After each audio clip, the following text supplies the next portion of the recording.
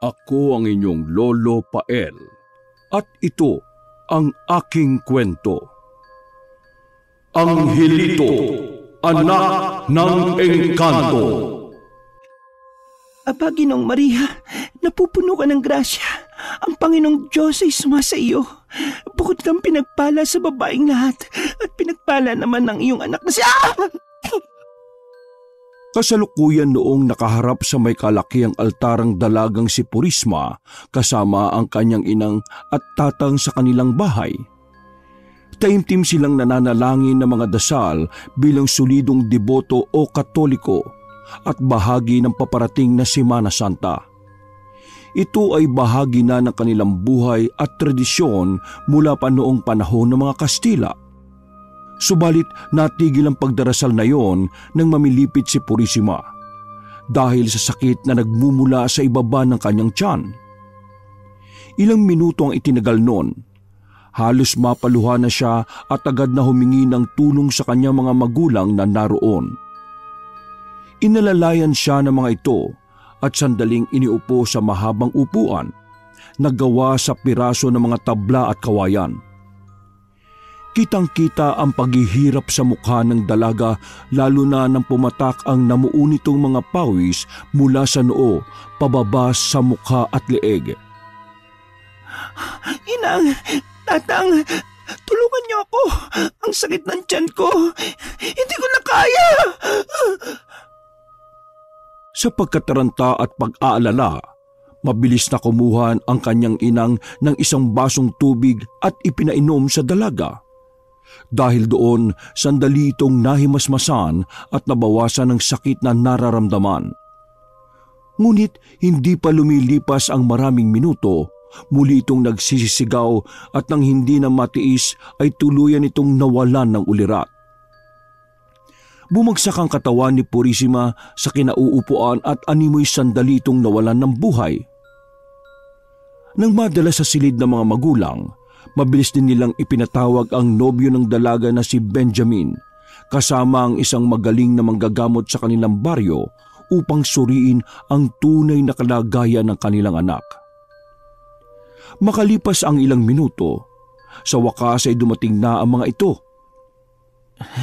Nasaan si Purisima? Ano pong nangyari?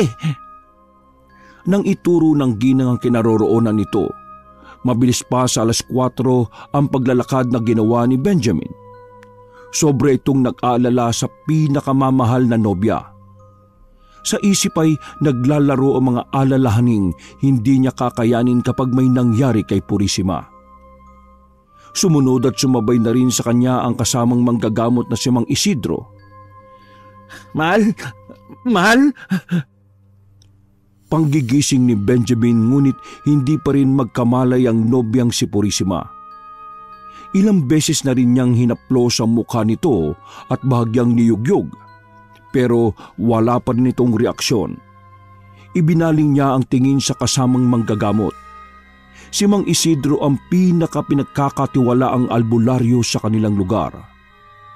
Madami na itong napagaling gamit ang kanyang mga orasyon at talamang gamot. Umaasa ang binata na magiging maayos ang kalagayan ng nobya sa kamay ni Mang Isidro. Pakisuri ang kanyang kalagayan, pakiusap. Bakit po siya inimatay at sumakit din daw yung tiyan niya? Sabi ni Aling Erlinda at Mang Kanor. Bago niya suriin ang kalagayan ng dalaga ay maririnig itong nagsambit ng isang orasyon. Kinuha niya ang baong langis at maingat na naglagay sa kanyang mga palad. Ipinahid niya ang basang kamay sa tiyan ng dalaga at hinilot yun ng dahan-dahan. Unti-unti ay tila nagiging malinaw na sa matanda kung ano nga ba talaga ang nangyari kay Purisima. Bahagyang nagtaka ang ekspresyon ng binata nang mapansing nakangiti ang albularyo. Nakaramdam siya ng kaba habang nag-aantay ng sasabihin nito. Nagdadalang tao ang nobyo mo, Benjamin. Ho? Sigurado po kayo? Siguradong sigurado ako, Benjamin. Sa dami na ng mga nasuri kong babae, sigurado akong buntis ang nobya mong si Purisima. Kasabay ni Benjamin, nagulat din ang mga magulang ng dalaga na kanina pa pala nakikinig sa pintuan ng silid na yon. Hindi sila makapaniwala na buntis ang anak dahil wala naman itong nabanggit sa kanila. Bukod doon, maigpit sila sa anak at bantay sarado ang mga kilos nito lalo na kapag kasama ang nobyong si Benjamin. Yun na rin kasi ang naging tradisyon sa kanila na ang mga babae ay tila sagrado o birhen hanggat hindi pa ay kinakasal sa lalaking dapat makakasama nito sa panghabang buhay. Hindi ko alam kung ano mga dapat kong sabihin. Ang pagkakaalam ko kailanman walang nangyari sa amin ni Purisima. Kaya't imposible na buntis po siya, Mang Isidro. Baka nagkakamali lang kayo. Ganyan talaga sa una, Benjamin. Habang tumatagal, matatanggap mo rin na magiging ama ka na. O sige, mauna na ako. Binabati kita, Erlinda, Kanor. Magkakaroon na kayo ng apo. O siya, aalis na ako.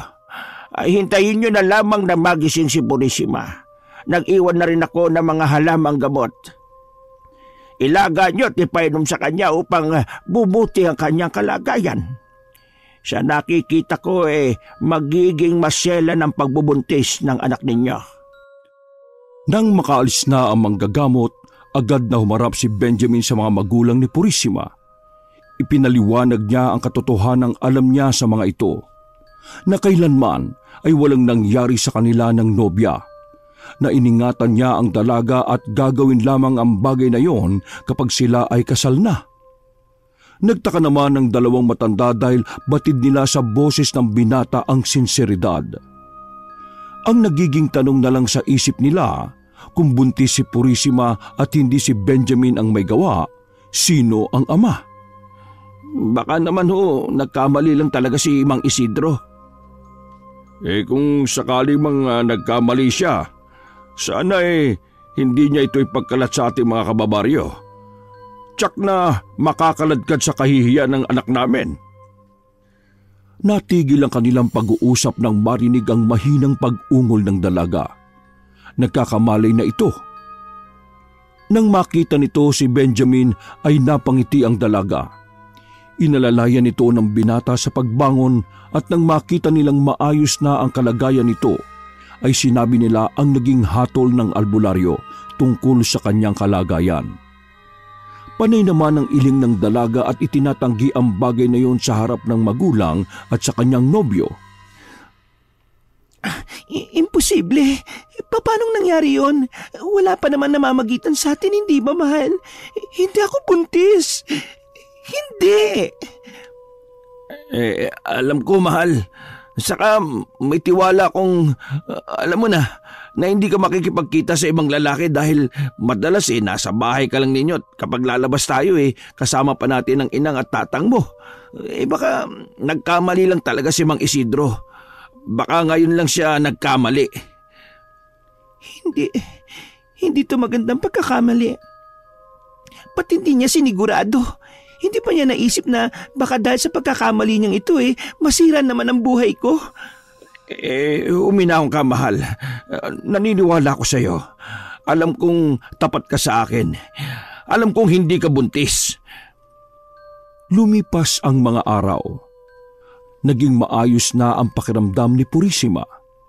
Ngunit isang bagay ang lalong nagbibigay ng pag-aalangan at pagtataka kay Benjamin. Kapag dinadalaw niya ito sa kanilang tahanan, magmula kasi nang huli nilang nakausap ang albularyo ay hindi na nga lumalabas ng bahay si Purisima. Nagkukulong na lamang ito sa loob ng kanilang bahay. Madalas kapag napupunta siya roon para bumisita ay humihingi ito ng kung ano-anong maasim na pagkain tulad ng mangga. Minsan naman ay maalat na pagkain gaya ng tuyo at bagoong. Labis ang nagtaka sa kakaibang ikinikilos ng kasintahan. Subalit kahit ganoon ay mas pinili niyang itago na lamang niya yon sa sarili at patuloy na nagdarasal na sana ay hindi totoo na naglilihinga ang dalaga. Kung sakasakali iisipin niyang nagtaksi lang nobya sa kanya, at nasayang ang mga araw at pangako nila sa isa't isa. Hindi pa man napapatunayan ay nasasaktan na siya. Pagsapit ng sumunod na mga araw, ipinagdiriwang sa simbahan ang Miyerkules ng Abo. Nagkatipo ng maraming tao sa simbahan bilang pakikisa sa gawain sa parokya na kung saan ay nilalagyan o pinapahiran ng krus gamit ang abo sa noo bilang tanda ng pagsisisi. Isa sa nakidalo ay si Purisima. Pagdating niya sa altar ay pumikit siya at umusal ng maikling panalangin. Pagdating niya sa altar ay pumikit siya at umusal ng maikling panalangin bago tanggapin ang pagpapahid. Panginoon, alam po ninyong hindi ako nagkasala. Alam po ninyong wala akong ginawang masama.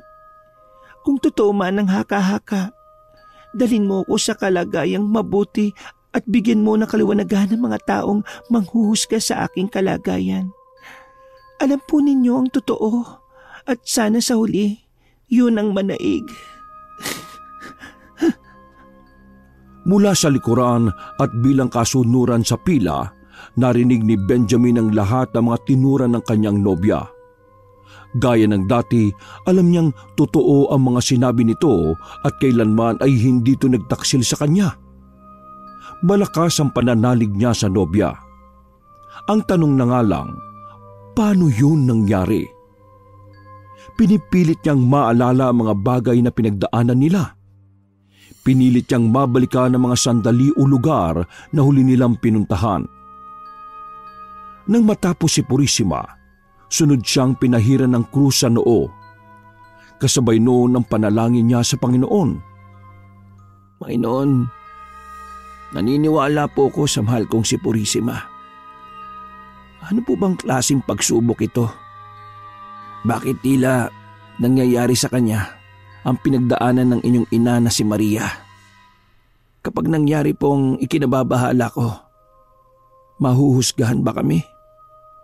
Panginoon, tulungan mo ko sa mga susunod kong hakbang.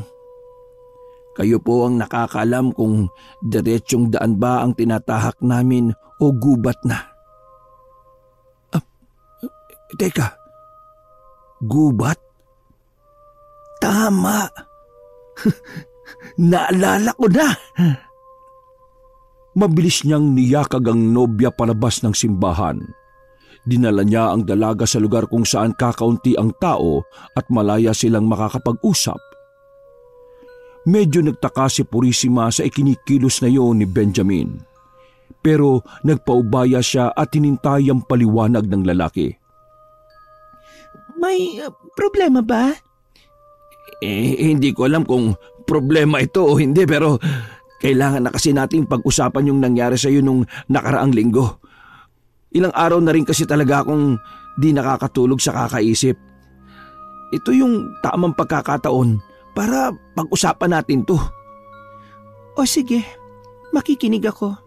At asahan mong hindi ako magsisinungaling sa iyo. Alam kong iisa lang ang kabang nararamdaman natin at iniisip. Purisima, alam ko at alam mong buntis ka talaga. Sa hindi inaasahan, biglang napaluha ang dalaga. Baka sa boses nito ang paghihirap na kinikimkim.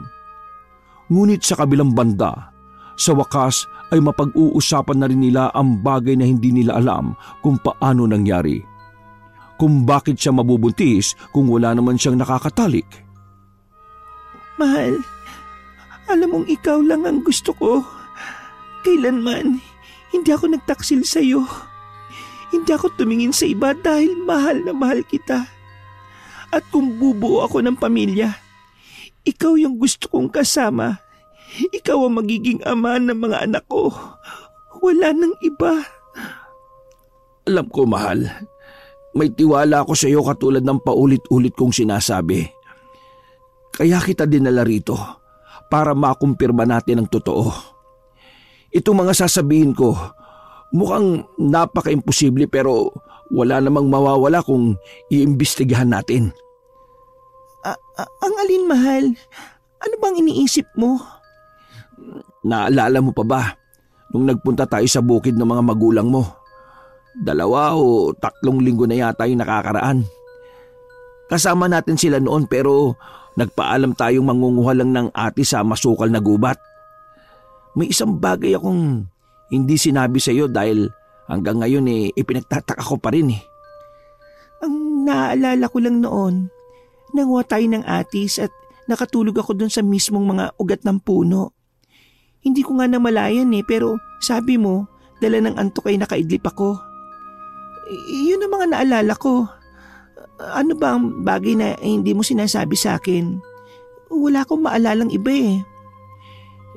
Hindi ka totoong basta lang nakatulog sa tabi ng puno, mahal. Noong papunta tayo sa masukal na gubat at hinahanap ang puno ng atis, bigla kang nawala. Masaya ako nagkukwento nun pero napatigil ako dahil biglang nanahimik yung paligid. Tapos paglingon ko, wala ka na sa tabi ko. Akala ko nga nung una binibiro mo lang ako. Natawa pa nga ako dahil habang hinahanap kita, natagpuan kitang malapit sa puno ng atis. Mahimbing na ang tulog mo pero may mga napansin akong nag-iba. Bukod sa gumulo ang mga buhok mo, naalala mo ba yung sinabi kong may mga pula sa leeg mo? Oo. Pero sabi mo, baka kagat lang ng mga langgam yun, di ba? Sinabi ko lang yon dahil nagtataka at natatakot ako. Ayokong aminin sa sarili ko na baka nasalasyan ako ng isang engkanto. Naniniwala ka ba sa sinasabi ko? Ano? Posible ba talagang mangyari ang bagay na yan sa akin? Hindi natin malalaman ang katotohanan kung hindi natin titingnan ang lahat ng mga pwedeng mangyari. Nang sumeryoso ang mukha ni Benjamin ay bahagyang nanahimik at natulala ang kasamang dalaga. Unti-unting dumaloy ang luha sa magkabila niyang pisngi nang tuluyang pumasok sa isip ang ibig ipakahulugan ng nobyo. Naintindihan na niya ito. Kinapa niya ang kanyang tiyan at marahan yung hinaplos. Napaisip siyang baka nga dadanasin din niya ang matagal na haka-hakang kumakalat na kwento sa kanilang baryo tungkol sa mga nabubuntis na mga nilalang na di-tao. Napatitig siya sa kanyang pinakamamahal na kasintahan. Anong gagawin ko? Hindi to pwede malaman nila, Inang, at ng mga kababaryo natin. Lalo lang nila tayong huhusgahan. Lalo lang nilang iisipin na naghahanap lang ako ng dahilan, na nagpagamit ako sa iba, na nagtaksil ako sa iyo. May gumamit na kasi ng ganitong estilo noon kaya hindi ako sigurado kung maniniwala sila. Mahirap paniwalaan ang nangyaring ito sa akin. Baka itakwil ako ng mga magulang ko. Anong gagawin ko? Isa lang ang pwede nating gawin habang hindi pa huli ang lahat. Ipapalaglag natin ang mabubong sanggol sa sinapupunan mo. Pero ikaw ang tatanungin ko kung ayos lang sa iyo. Ipinagbabawal ito sa relihiyon natin at itinuturing na malaking kasalanan pero sigurado naman mapapatawad niya tayo kasi ito ang pinakamainam na solusyon sa problema natin. Oo, tama ka. Dahil kung demonyo lang din naman ang mabubuo sa tiyan ko at ipapanganak, siguro naman ay maiintindihan ako ng Panginoon kung bakit ko yung gagawin. Kung ganun magtungo tayo kay Mang Isidro. Ngayon na. Pagdating sa tahanan ng matandang albularyo, ay agad nilang sinabi dito ang kanilang napag-usapan. Isinalaysay nila ang lahat ng mga nangyari sa gubat at ang hinala nila na isang ang engkanto ang nakabuntis kay Purisima. Sa pagtataka ng dalawa ay tila hindi man lang nila nakitaan ng pagkagulat ang matanda. Bagkus ay kumunot lamang ang noo nito at bahagyang umiling. Kung gano'n naulit palang muli ang bagay na nangyari. 20 taon na ang nakakaraan. Ho? Ano pong naulit? Ibig niyo sabihin hindi na bago sa inyo ang ganitong kaso ng pagbubuntis. Sabihin niyo po sa amin kung sino pa po ang kilala niyong nabiktima ng engkanto. Ang anak ko, si Melissa. Hindi pa ganun kalawak ang kaalaman ko sa panggagamot kaya hindi ko na ipaglaban ang anak ko sa engkantong bumiktima sa kanya noon. Ginawa ko ang lahat noon upang alisin ang batang alam kong bahagi ng dilim, pero habang pinipilit ko, lalo lang nasasaktan ang anak ko. Tinanong ko siya kung itutuloy ko pa ba at umoo siya. Kaya naman pinilit ko pa rin. Subalit nang maalis ko ang bata sa kanyang sinapupunan, ay doon siya binawian ng buhay. Kaya naman Purisima, hindi sa tinatakot kita pero baka maulit ang masakit na kasaysayan ko sa iyo. Itutuloy mo pa ba kung sakasakali? Handa ka bang mamatay? Nagkatinginan ng dalawa. Nagkaroon ng pag-aalangan at kaba sa isip nila. Kung napagdaanan na ito ni Mang Isidro, hindi na malabong mangyari din yon kay Purisima. Sandali silang nag-usap dahil buhay ng dalaga ang nakataya rito. Mahal, hindi ko hayaang may mangyaring masama sa iyo. Alam kong masakit para sa atin ito pero ayaw ko namang mawala ka ng dahil lang sa batang yan. Kapag hindi ko ito pinalaglag, anong mangyayari sa hinaharap? Anong mangyayari sa atin? Sa mga buhay natin? Sa pamilya ko? Benjamin, hindi ko na alam ang gagawin ko. Nalilito na ako. Sa nakitang kalituhan sa mukha ng nobya, ay nakaramdam na rin ng pagkalito ang binata. Hindi na rin ito mapagana ang kanyang isipan sa kung ano nga ba ang mas makabubuti para sa kanila. Kailangan niyang mamili. Niyakap niya ng maigpit ang babae at marang hinaplos ang buhok nito. Ipinaramdam niya sa dalaga na ang kanyang simpatya ay nasa kay Purisima. Kaya isang desisyon ang nabuo sa kanyang isip. Hindi ka nag-iisa, mahal ko. Sasamahan kita sa hirap at ginhawa. Pakakasalan kita at ipagsisigawan natin sa lahat na anak ko ang nasa sinapupunan mo. Kung totoo man na yan ay galing sa masama, palalaki natin siyang mabuti at puno ng pagmamahal. Totoo ba? Tatanggapin mo ko at paninindigan? Oo, mahal ko. Ituturing kitang Maria ng buhay ko. At lalagpasan natin ang lahat ng mga panghusga at pagsubok na darating. Magagawa natin yun. Kailangan lang natin manalig sa isa't isa at sa Panginoong Diyos. Gagawin mo talaga yun? Huwag mong pagtaka ng tunay na pagmamahal, Purisima. Dahil pagmahal mo ang isang tao, harangan ka man ng sibat, walang makakaawat. Lumipas ang mga buwan. Palaki na rin ang palaki ang tiyan ni Purisima na dahilan upang mapansin niyo ng mga kabaryo nila. Dahil doon, nagpasya si Benjamin na pakasalan ng nobya at tuluyan ng ituring na kanyang asawa. Nagsama sila sa isang bahay na matatagpuan hindi rin kalayuan sa tinirhan ng mga magulang ni Purisima. Suwestyon yon upang kung sakaling mangailangan sila ng tulong ay may malapit na matatakbuhan. Nanatili ring lihim ang tungkol sa batang nasa sinapupunan niya. Ang tanging nakakaalam lamang nito ay ang mga magulang ng babae, si Mang Isidro at silang mag-asawa. Marami na silang naririnig na haka-haka pero nagpapasalamat sila dahil sa ngayon wala silang narinig tungkol sa salitang engkanto. Ang kadalasang mga chismis, biktima raw si Purisima ng ibang lalaki. Naghahasa kaya pinakasalan o nabuntis ni Benjamin nung hindi pa sila tuluyang mag-asawa. Meron din namang kampi sa mag-asawa at sinasabing sila naman talaga ang mga magulang ng bata. Hindi na nga lang makapaghintay na gawin yon bago sila ikasal. Ngunit ang lahat ng mga umiikot na haka-hakang yon ay hinayaan lang nilang mag-asawa. Kailanman ay hindi sila nagbigay ng sagot sa mga tanong na walang alam kundi ang makialam sa buhay ng iba. Sabi nga nila, lilipas din ang apoy. Makakaraos din sila. at makakalimutan din ng mga taong mapanghusga ang kwento nila. Samantala, habang nakaupo sa harap ng kanilang munting bahay, hindi maiwasan ni Purisima ang mag-isip tungkol sa magiging kinabukasan ng anak nila. Sa tingin mo, ano kaya magiging itsura niya? Kamukha ko kaya siya? O kamukha siya ng...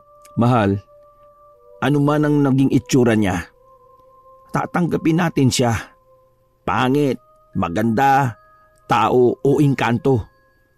Papalaki natin siyang katulad natin.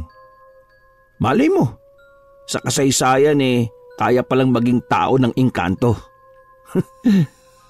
Pero, seryoso ako, mahal. Ituturing natin siyang atin talaga. Oh, bakit natahimik ka? May bumabagabag ba sa'yo? May tanong kasi ako na gusto kong masagot, mahal. O ano naman yon? Ano kaya ang itsura ng engkanto? Maraming kwentong tungkol sa kanila pero ni isa ay wala pang nakakapagpatunay kung ano ang itsura nila. Saan sila nakatira? O kung ano ang buhay nila? Sabi ng lolo ko sa tuhod, hindi naman likas na masama ang mga engkanto. Maraming uri ng engkanto pero hindi lahat mapanakit.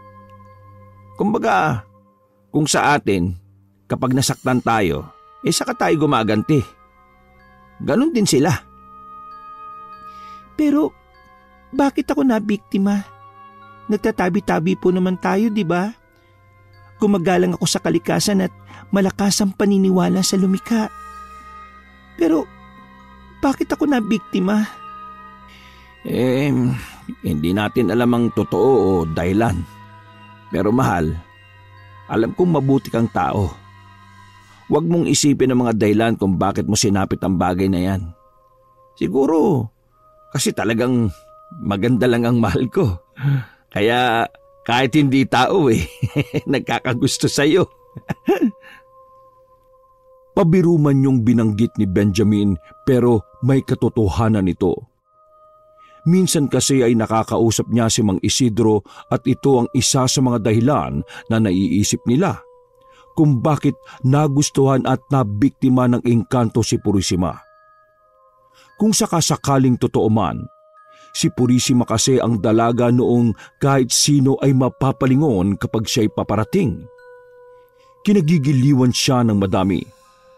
May maamong muka, malapor sila ng kutis, mahinhing boses at mapupungay na mga mata. Halos lahat na yata ng katangian pang dalaga ay nasa kanya. Bukod roon, napakarelihiyoso pang tao at talaga namang may takot sa Diyos. Bukod pa roon ay masipag ito, mabait at masunuring anak sa kanyang mga magulang.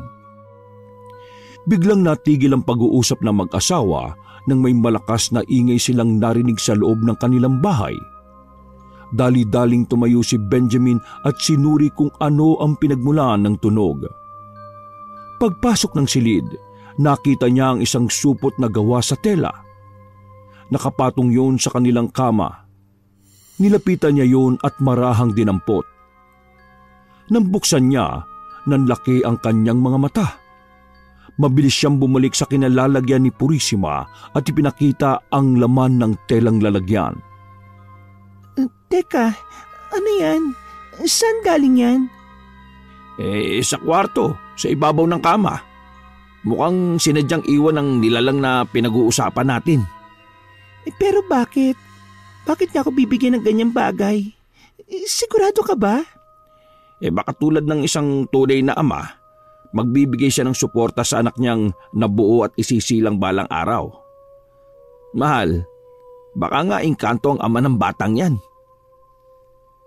Nang makuha ng babae ang lagayan, agad niyang inilabas sa mga laman nito. Sinuri kung ito ay tunay o peke. Base sa kanilang obserbasyon, tunay ngang ginto ang laman nun. Noong una ay nag-aalinlangan sila na baka ito ay isang patibong lamang o isang uri ng biro sa kanila. Pero nung mga sumunod na araw, Sunod-sunod na may nakikita silang ganoon sa kahit na alinmang bahagi ng kanilang bahay. Dumarating ito sa mga oras na di nila alam. Bukod sa ginto, may mga prutas na ang iba ay hindi tumutubo sa kanilang probinsya ang makikitang nasa lamesa nila. May mga gulay din at iba't ibang lamang ugat gaya ng kamote, patatas at iba pa. Dahil sa nangyayaring yon, ay nakaramdam ng tuwa ang dalawa dahil kahit papaano ay tila nakikita nilang magiging maayos na ang kanilang pamumuhay. Mababawasan ng kanilang gastusin sa pagkain at gaganda na ang kanilang pamumuhay. At pagkalipas nga ng ilang linggo, ay napansin ng mga tao ang nangyayari sa kanila. Umingay ulit ang mga bulong-bulungan tungkol sa kanila. Marami ang nagtataka kung bakit tila umaasenso ang mag-asawa gayong pagsasaka lamang ang hanap buhay ni Benjamin. Pati sa simbahan ay tila itinatakwil na rin sila. Halos magparinig ang pari ng tungkol sa mga masasamang elemento at lamang lupa na ayon sa Biblia, uri ng demonyo at bahagi ng impyerno. Dahil sa sunod-sunod na panghusga, nagpasya ang mag-asawa na lumuwas sa malasyudad na bahagi ng kanilang probinsya. Doon, ipinagpatuloy ni Purisima ang pagbubuntis. Simula noong lumipat din sila, ay natigil na rin ang pagbibigay sa kanila ng mga biyaya. Tila naputol ang ugnayan niya sa ama ng batang daladala niya. Tila ang mabigat na daladala sa dibdib niya ay pansamantalang nabawasan. Dito, kahit papaano wala na tayong maririnig na masasamang salita. Huwag ka na mag-alala, mahal. Sigurado akong lalaki na maayos dito ang anak natin. Saka, wala nang manghuhusga sa atin. Mahal, bakit ganon? Oh, bakit mahal ko? Anong problema? Bakit ka na naman umiiyak? Masama ba akong tao? Yung totoo. Teka. Bakit mo naman sinasabi yan, mahal? Kasi paulit-ulit kong tinatanong kung ano ba nagawa kong kasalanan, kung bakit at paano ako napasok sa ganitong sitwasyon.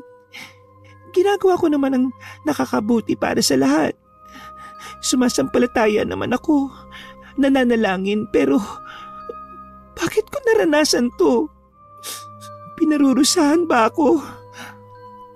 Ano? Bakit mo naman iisipin yan, mahal? Siyempre, wala kang kasalanan. Pero nahihirapan na ako, mahal. Hindi ko alam kung kaya ko pa ito. Alam ko, mahirap ang pinagdaraanan mo. Pero, kailangan mong iwan ang mga magulang mo, ang lugar natin, at maging ang relihiyon mo. Pero, tandaan mo, mahal, hindi ka nag-iisa. Lagi mo akong kasama kahit saan ka magpunta o anumang pagsubok ang madaanan mo. Mahal, lagi kitang sasamahan, tatandaan mo yan. Alam mo, mabuti na nga lang at nandyan ka talaga. Hindi mo ako iniwan. Dahil pag nagkataon, hindi ko alam kung anong mangyayari sa akin kapag wala ka. Nagsimula nga ng panibagong buhay ang mag-asawang sina Purisima at Benjamin. Gamit ang mga natitirang ginto na bigay sa kanila, bumili sila ng maliit na lote at nagpatayo ng munting bahay na sapat lamang para sa kanila at sa magiging anak nila. Ilang buwan na rin silang walang balita sa kani-kanilang mga pamilya at kabaryo. Pagsapit ng buwan ng Enero, ipinanganak na ni Purisima ang sanggol na nabuo sa kanyang sinapupunan. Sa kaba at pangamba nga ay kumuha na lang sila ng isang kumadrona at sa tahanan na mismo nila nanganak si Purisima. Nang marinig ang iyak ng sanggol, labis ng ngiti ang nabuos sa kanilang mga labi. Hindi iba o kakaiba ang kanilang anak, kundi normal na tao. Habang nasa bisig ng ina, hindi maiwasan na mapatanong si Benjamin kung ano ang gusto ng asawa na ipangalan dito. Angelito, mahal. Para siyang anghel na biglang dumating sa buhay natin. Ituturing ko siyang biyaya kaya Angelito ang gusto kong ipangalan sa kanya. Napakagandang pangalan, mahal. Angelito, anak, kumusta ka? Ako to, si Papa Benjamin mo. Binuhat yun ng lalaki at marahang niyakap. Napatingin siya sa itaas at nagpasalamat na tinupad ang kanilang dasal na maging normal na bata ang magiging anak ng asawang si Purisima. Nang matapos, nilisan ng komadrona si Purisima at agad na itong nagpaalam nang mapansing dumidilim ang kalangitan. Saktong pagkaalis nito ay bumuhos ang isang napakalakas na ulan. Sinabayan niyo ng matatalim na kidlat at malalakas na kulog. Parang galit na galit ang langit. Marahang inilapag ni Benjamin ang sanggol sa bisig ng ina. Agad niyang isinara ang mga pinto at bintana bilang proteksyon sa pagpasok ng tubig ulan sa loob ng kanilang tahanan. Habang panay ang antanda ng krus ang ina, ang sanggol namang si Angelito ay payapang nakapikit lang at tahimik na natutulog. Tila ba helid dito ang ingay na mula sa kulog at kidlat sa labas. Lumipas ang mga araw at buwan. Lumalaking malusog ang sanggol. Normal at maayos ang pangangatawan nito. Mukha, balat at tindig. Ngunit nang matuto na itong maglakad at makakita ay napansin nilang wala itong gutli o hiwa sa itaas ng kanyang labi. Alam nilang hindi normal ang ganoon sa isang tao. May mga pagkakataon pa na palaging nawawala ito at nahahanap sa harap ng isang malaking puno na parabang may kinakausap na hindi nakikita ng kanilang mga mata. Kinukuha na lamang ito ni Purisima at dinadala sa kanilang kwarto. Pero minsan kusa itong nagbubukas ng bintana upang tumanaw lang sa labas ng kanilang bahay at nakikipag-usap sa kawalan. At nang matuto ng magsalita ang anak nila, ay minsang di maiwasan ni Purisima na tanungin ang bata kung sino ang madalas nitong tinatanaw sa bintana at pinupuntahan sa may puno. Wala itong naging bukang bibig kundi tatay. Ibig sabihin, hindi ako yon dahil papa ang tawag niya sa akin at hindi tatay. Sa palagay mo ba narito na siya? Siguro. Hindi naman magsisinungaling ang bata eh. Anong gagawin natin? Paano siya nakasunod dito? Hindi ko alam. Wala akong ideya. Basta ang alam ko, ang kutob ko nasundan niya tayo dito. Kung paano, hindi ko nga alam. Dahil sa mga narinig sa anak, ay hindi naiwasan ng dalawa na magtaka at mag-alala. Akala kasi nila ay nakalayo na sila sa tunay na pinagmulan nito. Mukhang nasundan pala sila at sinubaybayan lang sa mga nakalipas na taon. Paano kung dumating ang panahon na magtanong sa atin ang bata? Anong sasabihin ko? Hindi natin sasabihin sa kanya ang totoo. May isang bagay akong iniisip para mailayo natin siya sa tatay niya. Isang bagay para maitaboy natin ang engkanto. Paano? Basta, may naisip ako. Alam kong matutulungan niya tayo sa pagkakataong ito. Sino? Kinabukasan ay maagang umuwi sa baryo si Benjamin at pagbalik niya bago maghapunan ay kasama na nito si Mang Isidro. Kasama rin nito ang mga magulang ni Purisima na si Aling Erlinda at Mang Kanor. Walang pagsidla ng sayang nararamdaman ng dalawang matanda dahil sa mga lumipas na taon, sa wakas ay muli nilang nasilayan ng anak, lalong-lalo na ang apong si Angelito. Matapos makapag-usap at makapagkwentuhan, inilahad na ni Benjamin ang tunay na dahilan kung bakit narito ang manggagamot. Nasundan kasi kami rito ng totoong ama ni Angelito. Ng engkanto? Opo. Napansin na namin yon dahil habang lumalaki siya, madalas siyang nakatingin sa labas ng bahay at bintana. May kalaro siyang hindi namin nakikita. At minsan niya nang tinawag na tatay. Diyos ko, totoo ngang nasundan kayo.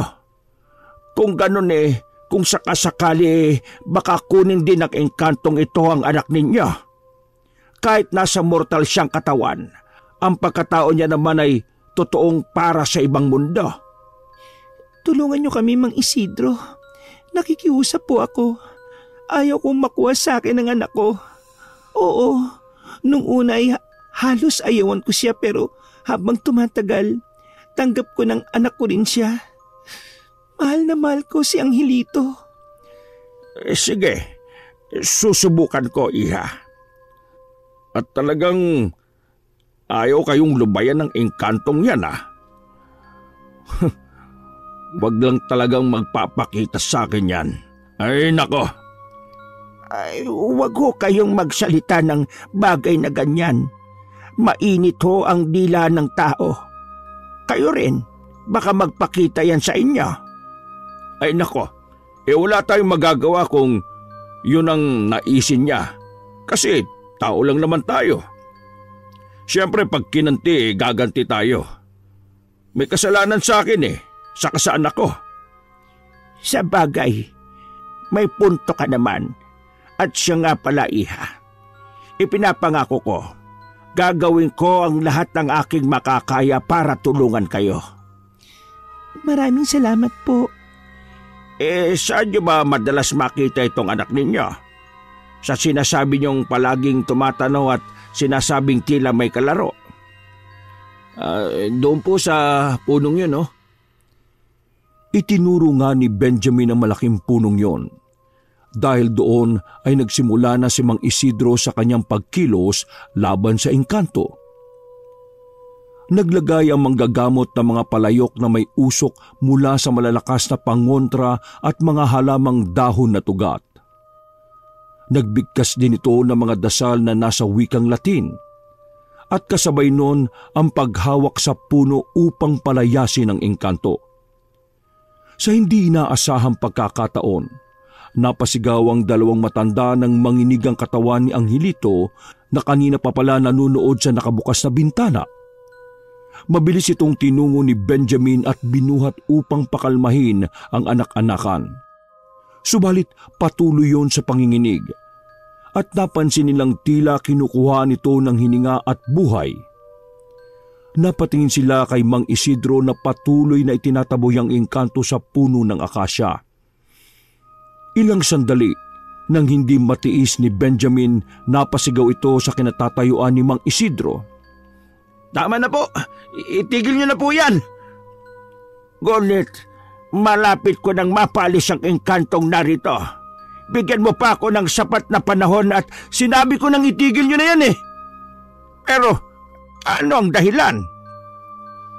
Itinigil ni Mang Isidro ang kanyang ginagawa. Labis itong nanghinayang dahil kaunti na lang ay mapapalayas na niya ang engkanto.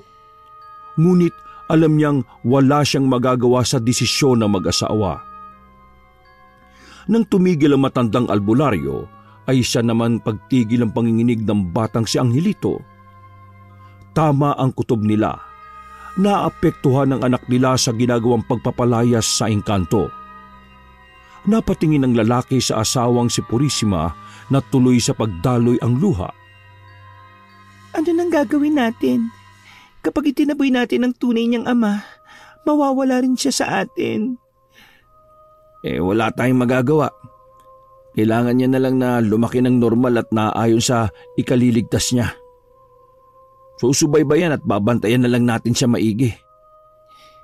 Kung ganun hayaan na lang ba natin na andyan ang ama niya? Paano kung... Hindi na nito naituloy ang sasabihin. Pinigilan siya ng asawa. Huwag kang mag-isip ng mga negatibong bagay, mahal.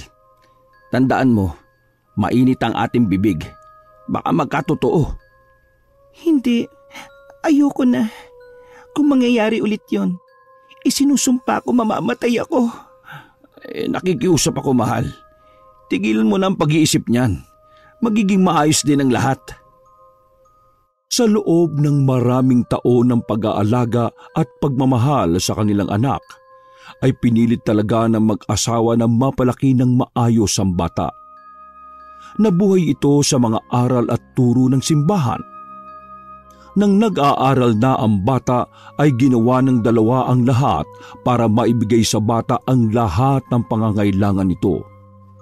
Sinubaybayan at ginabayan din nila ito sa abot ng kanilang makakaya. Si Purisima ang naghahatid dito sa paaralan at kapag uwian, si Benjamin ang kasabay nito dahil pauwi na rin yon galing trabaho. Ganoon ang naging takbo ng kanilang buhay. Naging normal naman ang lahat. Naging maayos at walang kakaibang nangyayari.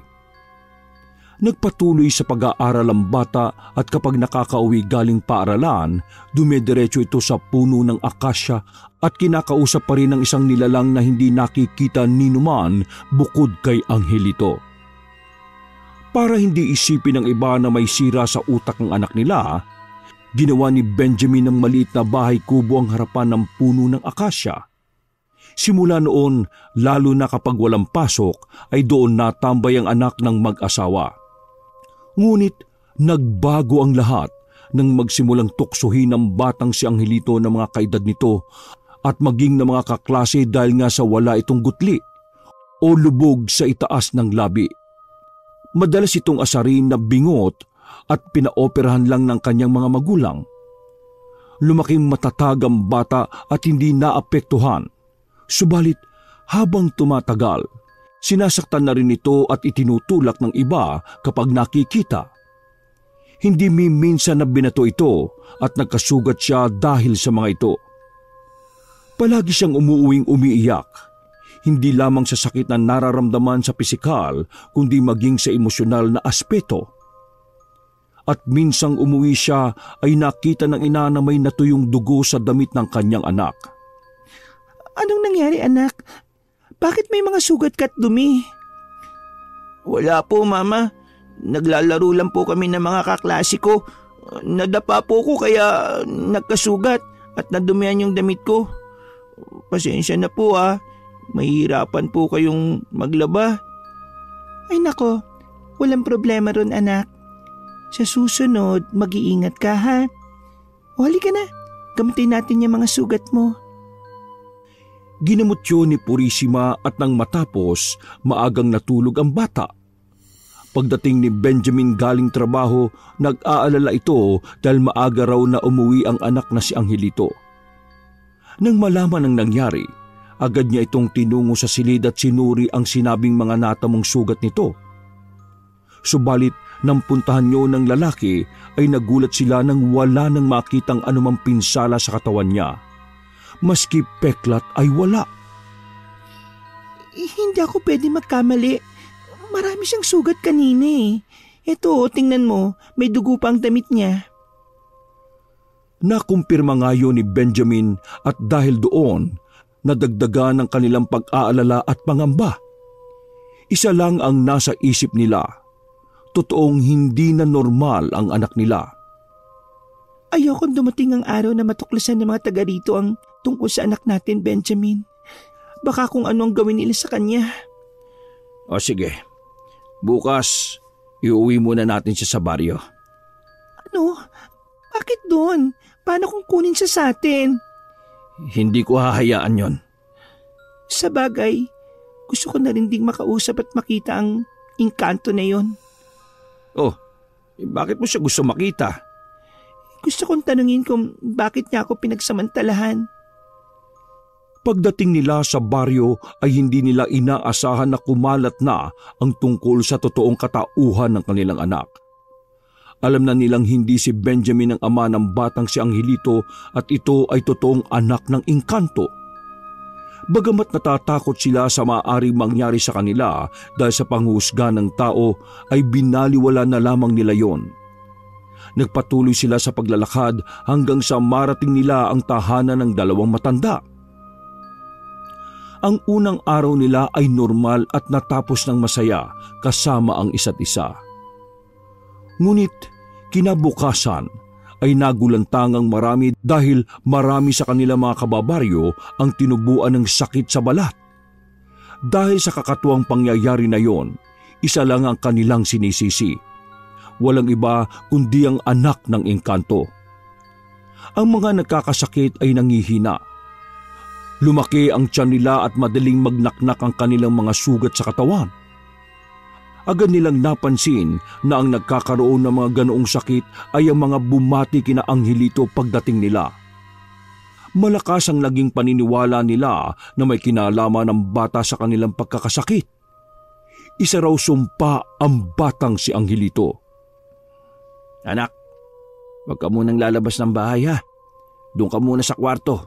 Mag-uusap lang kami ni na mama mo. Agad namang tumalima ang bata. Ayan lang nga. Nangyari na ang kinatatakutan natin. Alam niyo bang isinisisi kay Angelito ang pagkakasakit ng mga tao rito? Ano namang kinalaman ng anak ko sa mga nangyayari sa kanila? Umiiwas na nga kami. Ano bang patunay nila na ang anak kong malas sa lugar na ito? Oh, uminaon ka. Pag-usapan natin itong mabuti. Huwag na nating idaan sa init ng ulo. Nakakasawa na rin ho kasi. Ang lupit naman nila sa amin. Hindi sila makatarungan.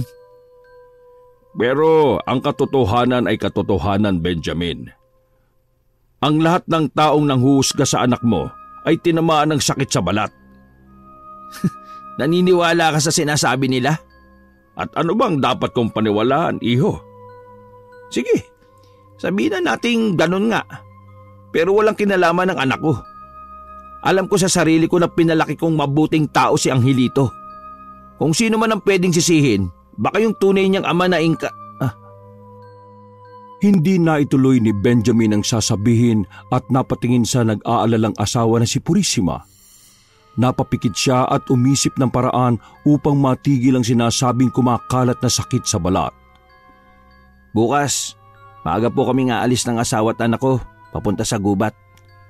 Susubukan namin pakiusapan yung tila may gawa ng mga nangyayari sa baryo. Ay sige, sasamahan ko kayo. Mainam pa nga po, para naman malinis namin yung pangalan ng anak ko sa baryong ito. Ay siya, kung gayon magpapaalam na ako. Magkita na lang tayo bukas ng maaga sa gubat. Sige po. Pagsapit ng gabi ay naalimpungatan si Benjamin nang maramdaman at mapagmasdan ang pagpasok ng itim na figura sa nakabukas nilang bintana. Dahil maliwanag ang bilog na buwan, kitang-kita niya ang pagtabi nito sa kanilang anak na si Angelito. Hinihimas-himas pa ng nilalang na yun ang mukha ng bata at tila ipinapakitang mahal na mahal niya ito. Kinusot ni Benjamin ang mga mata kung namamalikmata lang ba siya, pero totoo ang kanyang nakikita. Wala mang mukha ang itim na figura ay alam niyang isa yung nilalang. Nanatili siya sa pagkakahiga at tinayaan itong tabihan muna ang anak niya. Ilang minuto, umalis din yun at muling dumaan sa bintana. Napatayo na si Benjamin at pinagmasdan ang kalagayan ng kanyang anak na si Angelito. Tila nakangiti ang bata kaya nakumpirma ni Benjamin na baka ito nga ang ama niya. Kinabukasan, madaling araw pa lang ay gumayak na ang mag-asawa kasama ang anak pati si Mang Isidro. May kalayuan ng kanilang nilakad at ilang oras din ang inilaan bago mahanap ang puno ng atis kung saan noon natagpuan ni Benjamin ang asawang si Purisima. Anak, Angelito, may nakikita ka bang ibang tao bukod sa atin? Ibang tao po? Wala po. Pero siya. Itinuro ni Angelo ang puno kaya naman nagkatinginan ng mga naroon at kinabahan sila ng sobra. Anak, pwede mo ba siyang kausapin at sabing itigil na yung mga sakit na kumakalat sa baryo? Wala raw po siyang alam sa mga nangyayari sa baryo. Bakit niyo raw siya pinagbibintangan? Nagagalit po siya.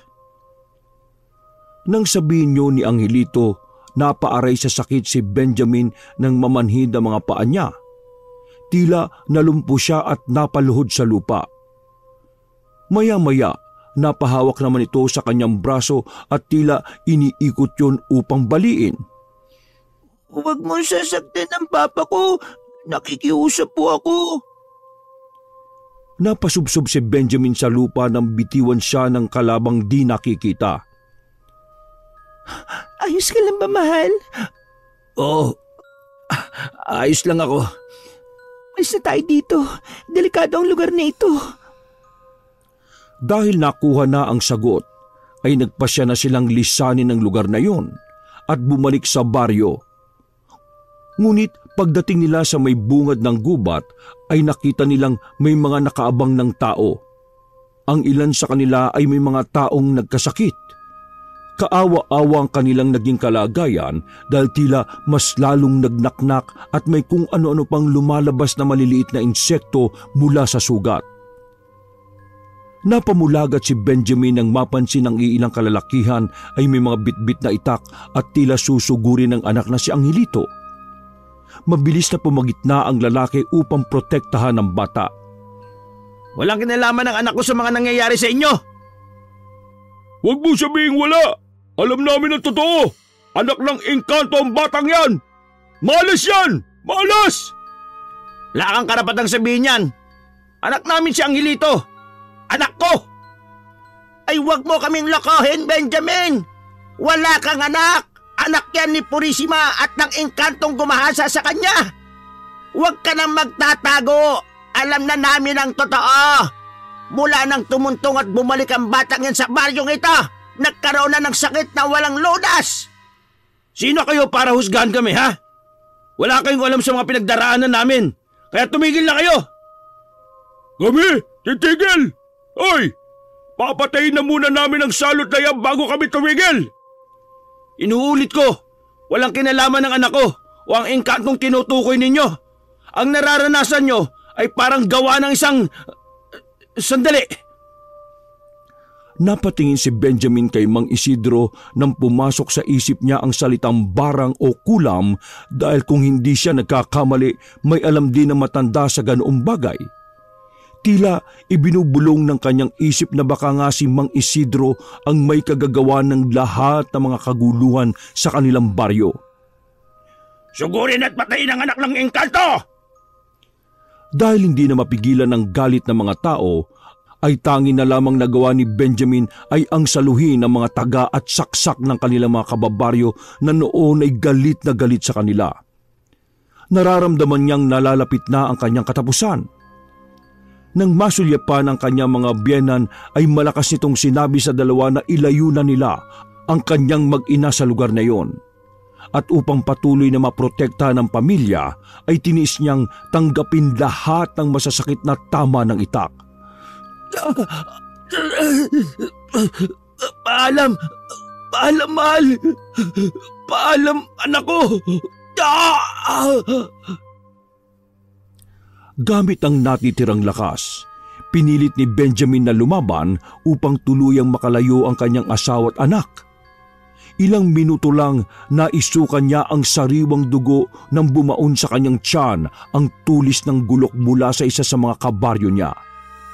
Nang makumpirmang wala na sa paningin niya ang mag-ina, tuluyan niyang ipinikit ang mga mata at nalugutan ng hininga. Samantala, nahinto ang ina at ama ni Purisima nang tamaan ng mga iyon ng matutulis na bagay sa likuran mula sa ibang kabaryo na humahabol sa kanila.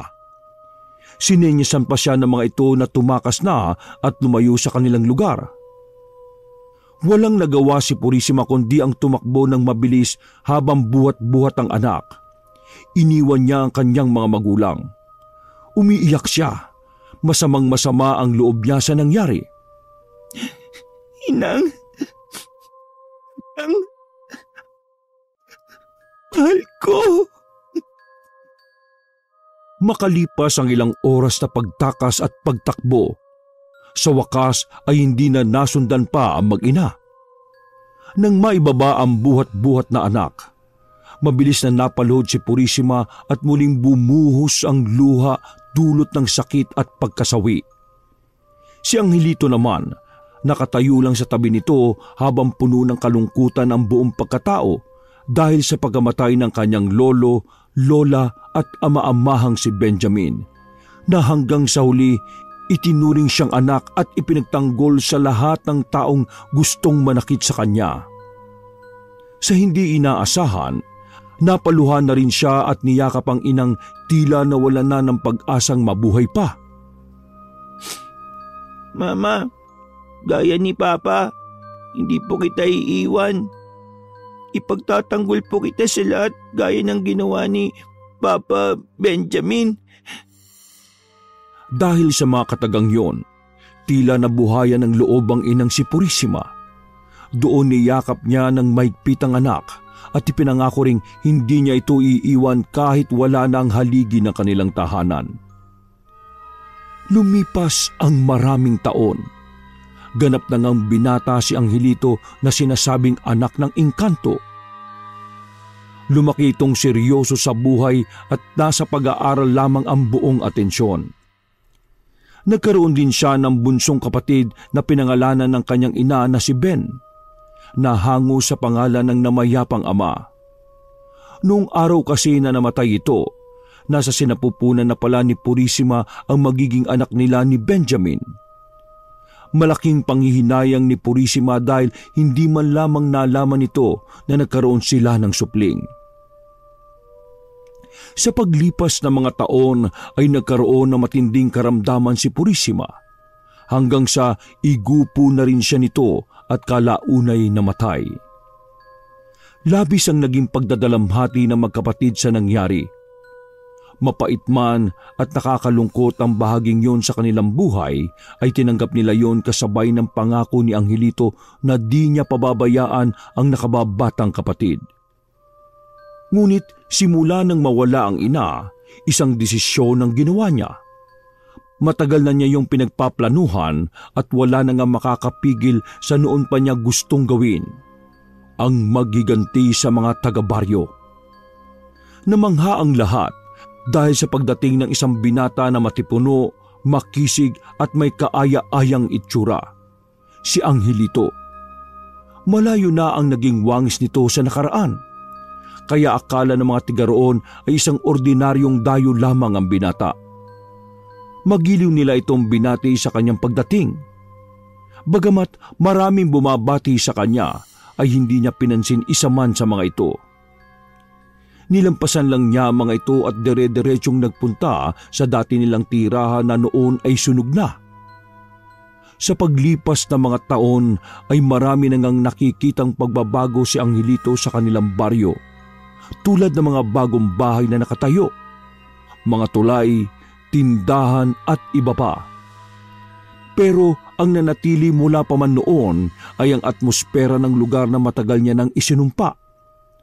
Matapos mapagmasdan, sunod niyang tinungo ang bukid at gubat kung nasaan ang puno ng atis na pinagdalhan sa kanya ng mga magulang noon, kung saan din nakatira ang ama niyang matagal nang hindi nagpapakita o nagpaparamdam. Nang makarating doon, may ilan na ring pagbabago. Mas nagtaasa ng mga dabo ngunit nanatili roon ang puno ng atis na bahagyang lumaki ngunit palagas na ang mga naninilaw ng mga dahon. Umupo si Angelito sa tapat nito at inilabas ang mga drawing noong bata pa siya. Simula nung mamatay sina lolo at lola, pati na si Papa Benjamin, madalas na akong managinip ng lugar na hindi pamilyar sa akin.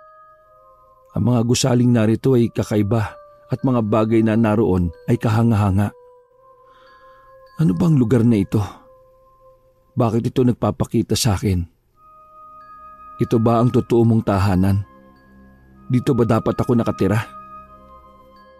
Ilang minuto ng katahimikan ang naramdaman ni Angelito bago siya magpasyang tumayo at umalis sana. Ngunit isang boses ang bumulong sa kanya. Isang salita ang binigkas nito na tila tunog biringan, na ayon sa kanyang kaalaman ay tila narinig niya na ito. Hindi niya lang alam kung saan o kailan, dahil papagabi na rin nagpasa siyang magpalipas ng gabi sa maliit na kubong nasa bukid nila. Nilinis niya yun at inalis sa mga gumagapang na halaman. Nang matapos ay agad siyang humiga at dahil madilim at malamig, dinalaw agad siya ng antok. Ngunit hindi pa man nagtatagal ang pagkakatulog ay bigla siyang napamulat ng makarinig ng malakas na tugtugan at parang nagkakasiyahan. Tila musika mula sa kung anong etnikong grupo na hindi kalayuan sa kinalalagyan niya. Para sa kanya, imposible dahil nasa gitna siya ng bukid at walang syudad o malapit na nayon sa kanila. Pagbangon, napakunot siya ng noo nang mapagmasdan sa hindi kalayuan ang tila maliliwanag na mga bagay. Hindi siya nagkakamali. Mga matataas na gusali ang nakikita niya. Ang magubat na lugar ay tila nagkaroon ng mahabang kalsada na may mga ilaw mula sa kubong kinalalagyan niya patungo sa tila napakalaking syudad. Hinampas-hampas pa niya ng kamay ang kanyang ulo para masiguradong hindi siya nananaginip. Mabilis niyang kinuha ang mga dating drawing at nakumpirma niyang parehong-pareho ito sa nakikita niya ngayon. Ito ba ang biringan? Dala ng kuryosidad at pagtataka, ay lumakad siya sa nakikitang napakahabang kalsada. Tila inaanyayahan nito ang binata.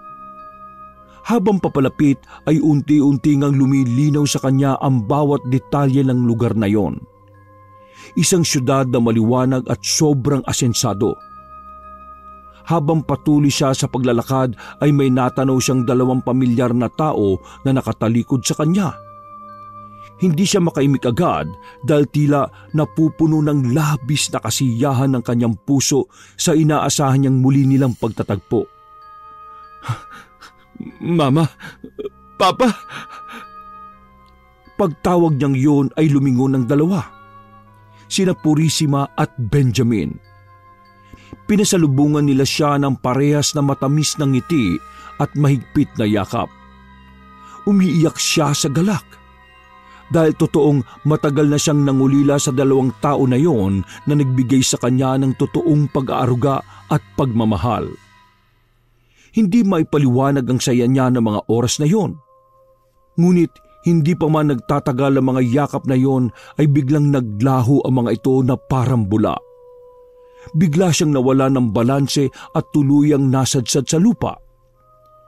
Bigla niyang naimulat ang kanyang mga mata. Isang panaginip lamang pala ang pangitain na yon. Isang makatotohanang panaginip.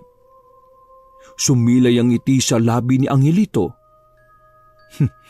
Babalikan ko kayo, Mama, Papa. Pagsapit ng umaga, bumalik ng muli si Angelito sa baryo upang tapusin ang totoong pinunta niya rito. Ang balikan ng mga taong naging dahilan ng pagkamatay ng kanyang lolo, lola at ng ama-amahang si Benjamin. Pagdating doon, nakasalubong niya ang isang matandang lalaki na pamilyar sa kanya. Nakayuko na ito at kuba na. May panyo sa ulo at sobrang kulubot na ng mga balat. Nanlaki ang mga mata na matanda nang mamukaan siya. Ang anak ng engkanto, nagbalik na! Ikaw? Nakilala din ni Angelito ang matanda. Ito ang albularyong madalas nalapitan ng kanyang mga magulang. Samantala, ang malakas na sigaw na iyon ng matanda ay nakatawag ng pansin sa mga taong nasa malapit. Dahilan upang ang mga matatanda na nakakaalam ng kwento tungkol sa salot na anak ng engkanto ay nagsilapitan at tila sinipat kung totoong siya nga ang batang yun dati. Napansin ni Angelito na ang ibang mga naroon ay may mga peklat pa sa katawan. Naalala niya na nagkaroon nga noon ng kumakalat na sakit sa balat na siya ang sinisisi at sinasabihang may dala ng sumpang yon. Sila ng kanyang amang engkanto ang dahilan umano ng kanilang paghihirap. Anong masamang hangin ang nagdala sa iyo dito pabalik, Angelito? Oo, nagbalik ako upang ibunyag ang katotohanan na hindi noon kagad nasabi ng tatay kong si Benjamin. At ano ang kasinungalingan na alam mo? Huwag ka na magmaang-maangan dyan, tanda. Alam kong alam mo kung bakit ako nandito. Ako ang anak ni Benjamin. Narito ako para magiganti sa ginawa niyong pagsira sa pamilya ko. Nang banggitin nito ang pangalang Benjamin, mabilis na kumuha ng mga gulok at patalim ang mga nasa baryo. Balak nilang saktan at patayin ang binata kaparehas ng pagpatay nila sa kanyang ama at iba pang kapamilya. Nang sumugod sila, ay agad silang nilapitan ni Angelito. Hindi nito alintana ang mga patalim na hawak ng mga ito. Ayaw niyo bang malaman ang totoo? Kung sino talaga ang may gawa ng mga yan sa inyo? Manahimik ka! Huwag kang gagawa ng kwento dahil walang maniniwala sa iyo dito! Wala akong pakialam kung maniniwala sila o hindi.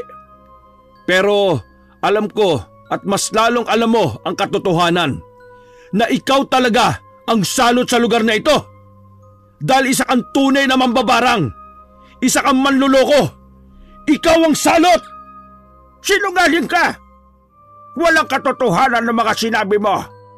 Ikaw at ang ama mong engkanto ang... Aray! Matanda ka na.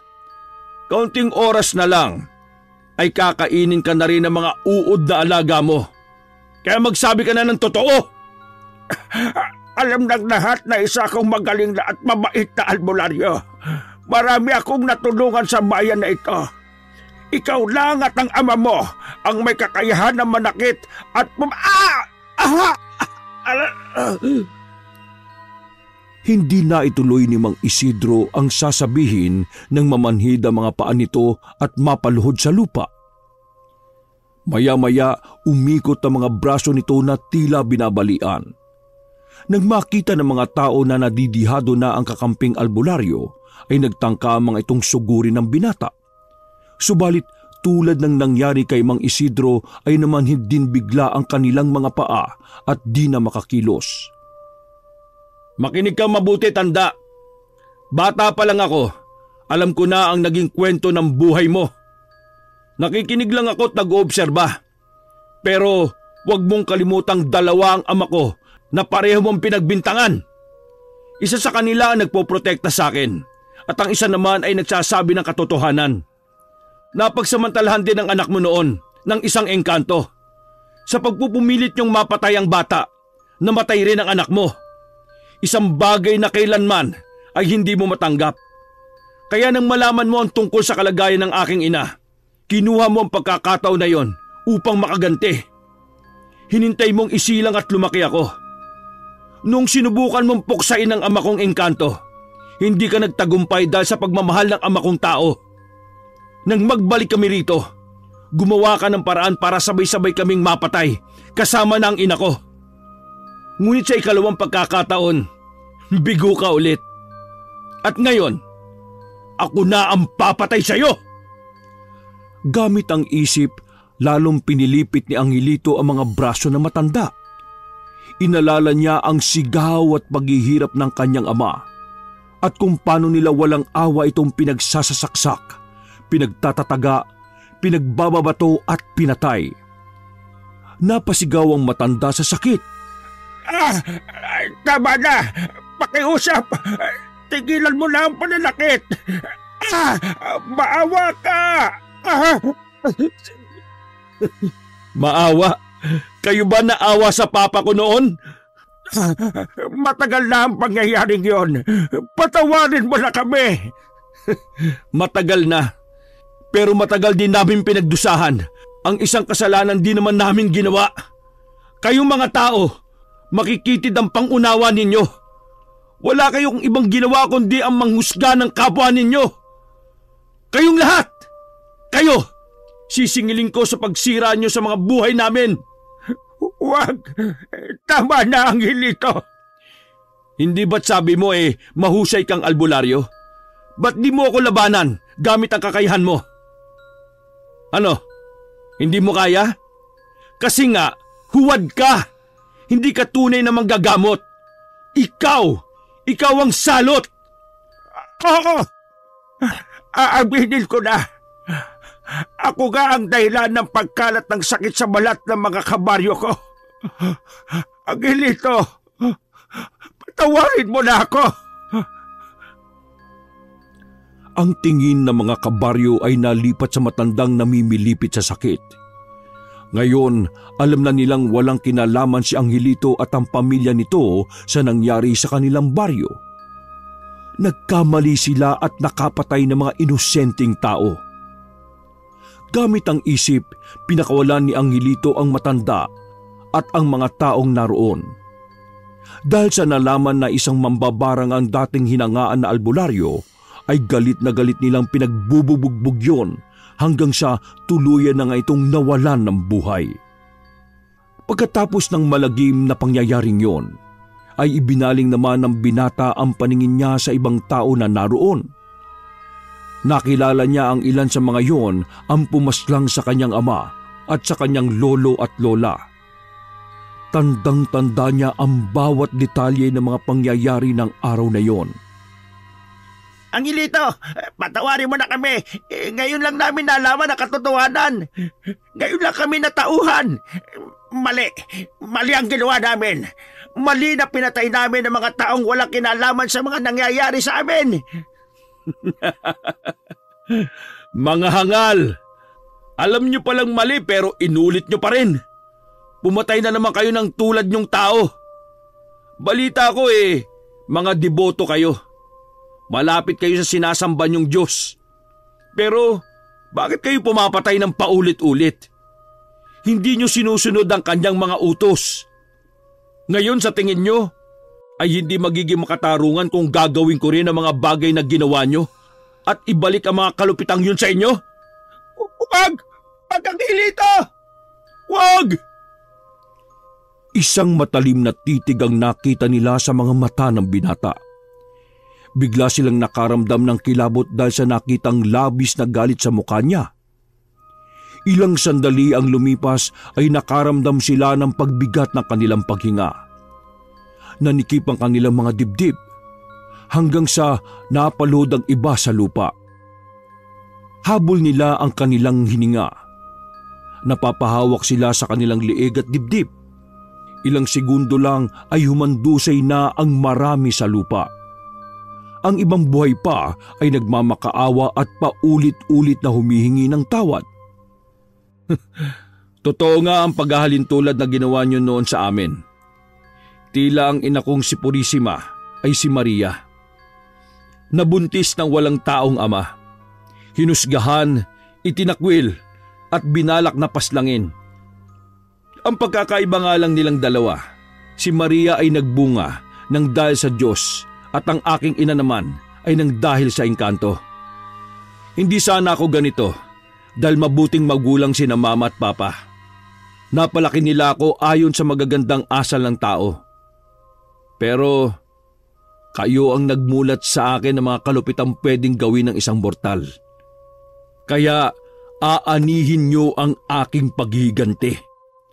Pagbabayaran niyo ng inyong buhay ang ginawa niyo mga kalupitan. Lahat ng nagkasala ay nagbayad na nga ng buhay. Walang nagawang ibang nakasaksi kundi ang lumuha dahil sa pagkawala ng kanilang mga kaanak. Subalit dahil sa nakitang kakayahan ng binatang anak ng engkanto ay walang nangahas na umimik at lumaban. Tinanaw na lamang nila ito habang naglalakad palayo sa kanila. Bumalik sa kubo si Angelito. At sa pananatili niya roon ay nagdesisyon siyang lisanin na rin ang mundo.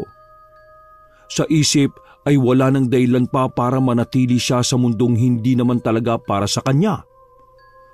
Kumuha siya ng gamit na panulat at mga papel. Sinimulan niyang isulat ang isang liham na para sa kanyang kapatid na si Ben. Para sa pinakamamahal kong kapatid. Ben, alam kong mabibigla ka sa mga huling talata na mababasa mo sa liham na ito. Ngunit, yun ang totoo at kailanman ay hindi ko yun pwedeng itago, lalong-lalo na sa'yo. Noong nabubuhay pa sina mama at papa, masaya ang lahat, lalo na nung hindi pa ako dumarating sa mundong ibabaw. Si Mama Purisima, isang babaeng relihiyosa at kilalang maganda sa nayon natin noon. Si Papa Benjamin naman, isang lalaking napakasipag at may respeto sa lahat. lalo na sa mga kababaihan. Sila ang mga magulang natin na kung titingnan, napaka-perpekto. Alam kong gusto mong malaman ang mga totoong nangyari sa nakaraan at sa huling bahagi ng liham na ito. Mababasa mo ang lahat ng yon. Nasa iyo na kung gusto mong itago o ibahagi sa iba o gawing inspirasyon. Pen, tandaan mo, mahal na mahal ka namin ni na Mama at Papa. Sandali muna akong mawawala at walang kasiguraduhan kung kailan ako babalik. Mag-iingat ka lagi at gayahin mo si Mama. Manalig ka sa totoong lumikha. Nagmamahal ang kuya mong si Angelito. Matapos maisalaysay ang lahat ng mga naging kaganapan sa kanilang buhay, ay isang liham ng pamamaalam ang agad nga niyang ipinadala sa kanyang kapatid na nasa syudad. Isang lugar ang gusto niyang puntahan, yung lugar na tatanggapin siya ng buong buo. Yun ay ang tunay niyang tirahan, ang mundo ng mga engkanto. Alam niya na hindi lamang panaginip ang mga nakikita niya tungkol sa lugar na yon. Alam niyang totoo na nakakapunta siya roon at pinalalabas lamang na isa yung panaginip. Simula nga ng araw, buwan at taong yon, hindi na muli pang natagpuan ng binatang si Angelito. Hindi na ito nakita at muling gumawi sa kinamumuhi ang baryo. Samantala, ang kapatid na si Ben, bagamat nag-iisa na, ay hindi naman nagpatalo sa mga hamon at pagsubok ng buhay. Nanatili siyang matatag. Nag-aral at pinilit na magtagumpay sa buhay. Di tulad ng kanyang kapatid na si Angelito, mas naging mabait sa kanya ang mundo. Naabot nito ang kanyang mga pangarap at naging isang matagumpay na guro. Sa kasalukuyan ay nakabuo na rin ito ng isang masayang pamilya. Namuhay sila ng tahimik at sagana. Ngunit sa kabila ng masayang buhay, minsan ay napapaisip din si Ben tungkol sa kanyang kuya. Minsan din ay hinahanap niya na muli nga silang magkita. Ang kwento ng pamilyang yon at ang lahat ng mga nangyari sa baryong yon ay patuloy na napag-uusapan kahit lumipas na ang maraming taon. May mga nagbago na sa ilang detalye pero iisa ang nananatili. Naging karakter ng isang nakakatakot na kwento si Angelito at ginawang panakot sa mga batang pasaway. Umano'y kung hindi sila susunod sa mga magulang, ay maaring bumalik si Angelito para sila ay kunin at dalhin sa mundo ng mga engkanto at hindi na makakabalik sa tunay na mundo. Bagamat tuluyan nang nag-iba ang istorya ng ilan, may isang katotohanan ang di maaring magbago sa kwentong yon. Ito ay ang paalala na hindi tayo dapat manghusga sa ating kapwa. At huwag nating palaging pinaiiral ang gawaing masama. Laging tandaan, ang lahat ay may kabayaran. Wakas!